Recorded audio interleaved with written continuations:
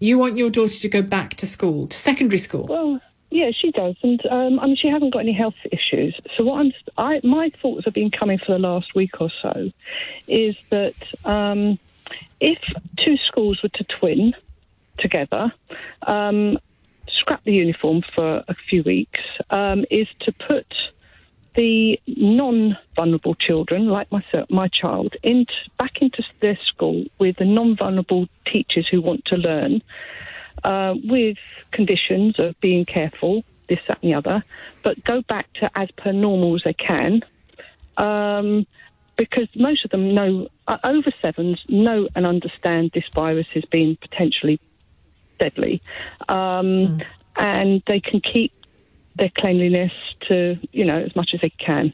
But then the other twin of the school will be with the vulnerable children or the vulnerable ones from a vulnerable family with vulnerable teachers. And then they keep the 2 metre distancing and 15 maximum and keep it there. But the ones that want to go back and be normal, because if you're saying that children are not transmitting the disease, why are we treating them like dirt? I don't think anybody's treating children like... Well, Angela, nobody's treating children like dirt, and it isn't clear whether they transmit or not. That's the problem. But should we kind of just... I mean, I'm happy to send my daughter into, not as a guinea pig, but she would like to get back to as normal as possible, but not, keep the social distance into as much as you can, but not like rules in taped up, this, that and the other, never able to teach, touch a friend or anything like this. It's just to be put back to normal and get But Angela, normal. You can't say keep social distancing and then poo-poo the idea that you can't touch a friend. The thing is, say like when you go to supermarkets, there's people there that are not doing the 2 metre rule. They walk by you. That's what I'm saying. Or just even if they meet a friend during this lockdown, because my daughter's been, at home, not mixing, and this other friend, I'm happy for them to meet. So if it gets to the stage of, they won't be infecting each other because they've not been into. Well, they can now meet. They can meet. They can meet, but why can't they meet now at school if they all say, like, okay, don't go out and be silly? Well, isn't it obvious, Angela? Isn't it obvious why it's more complicated than if you just arrange to meet somebody safely at 2 metres distance, if you're all in the same playground or the same field or the same school hall or the same school classroom? They don't have to do the 2 metre rule in the sense of they've been in their house lockdown and we've been out for 8 weeks. I mean, we were told for 14 days in before. Now it's like forever. Is this 2 metres going to be forever? Because yes, but if I don't, with respect, I don't.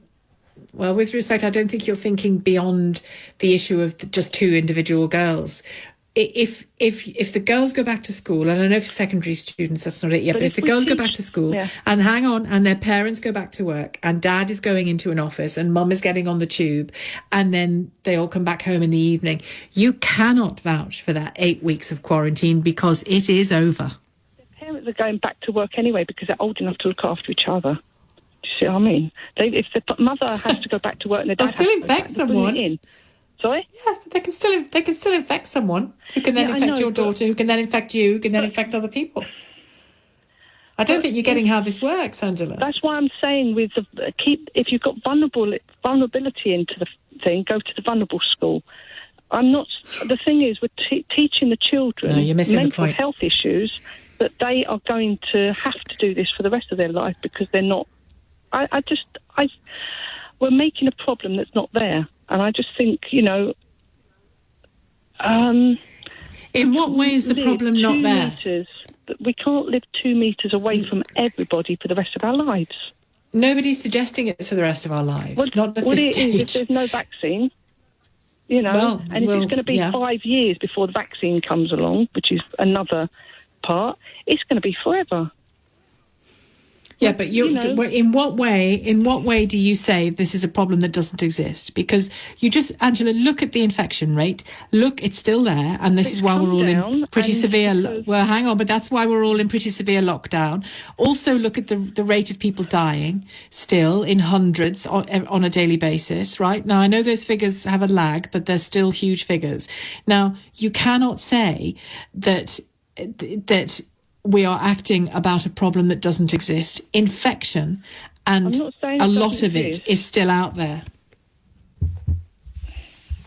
Trust me, I'd be out there if it wasn't. It's out there. Of course it is.